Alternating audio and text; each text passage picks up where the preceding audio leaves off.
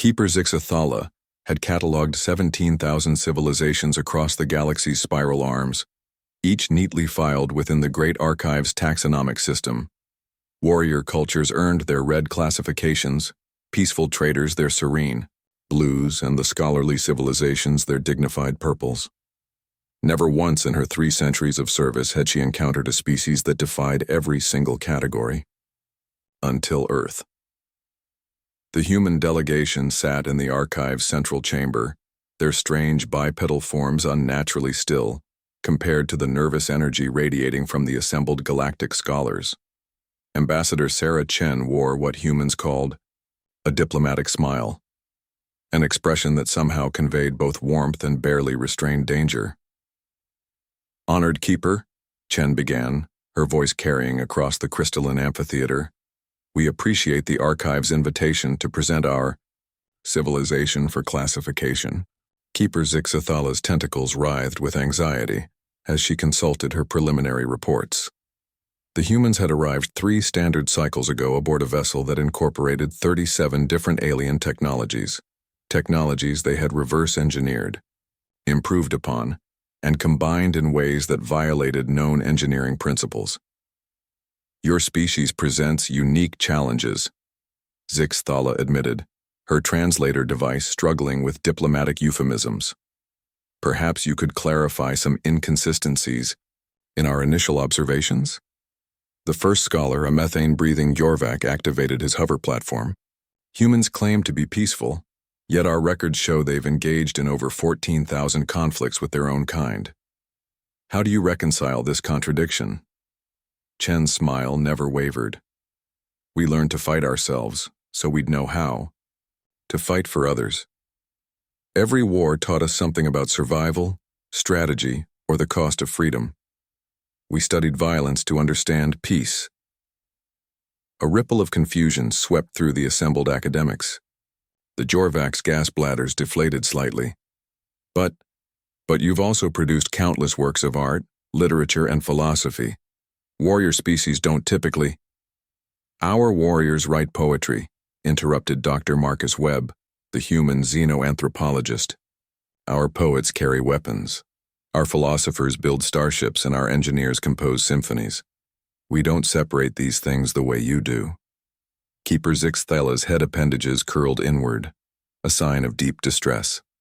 She had never encountered a species that refused to fit into discrete categories. The Ctharan delegation, masters of biological warfare, huddled together in obvious discomfort. The Peaceful Harmony Collective's representatives had begun a low, worried humming. The second scholar, a crystalline Vectar, chimed with electronic uncertainty. "Your technological progression is irregular. Most species develop either biotech or mechanical systems, sometimes psionic manipulation. You appear to use all 3 simultaneously, plus combinations that shouldn't theoretically work." Chen gestured to her colleague. "Dr. Patel?" Dr. Raj Patel stood, his dark eyes gleaming with enthusiasm. "We're what you might call technological omnivores.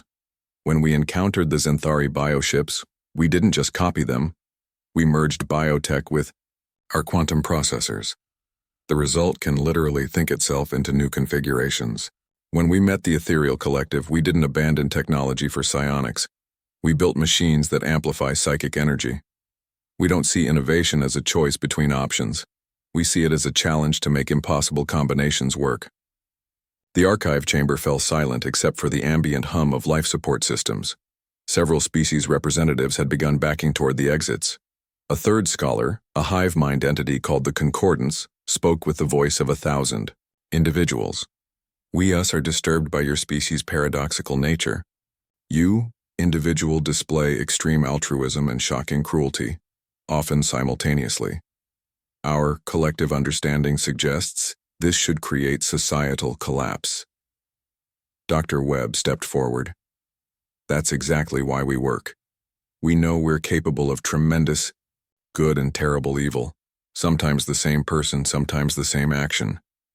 That knowledge makes us careful. We question ourselves constantly because we know what we're capable of. Other species seem to think they're inherently good or evil. We know we choose every day which one we're going to be. Ambassador Chen nodded. We're not the strongest species, or the smartest, or the most advanced, but we're the most adaptive, because we refuse to limit ourselves to being just one thing. A human can be a warrior, poet, scientist, artist, philosopher, engineer, all in the same lifetime, sometimes in the same day. The Keeper's distress signals had reached critical levels. Her tentacles were now tied in knots that would require medical attention to untangle. But classification exists for a reason. How can the galaxy understand humanity without proper categorization? How do we predict your behavior, form treaties, establish trade relations?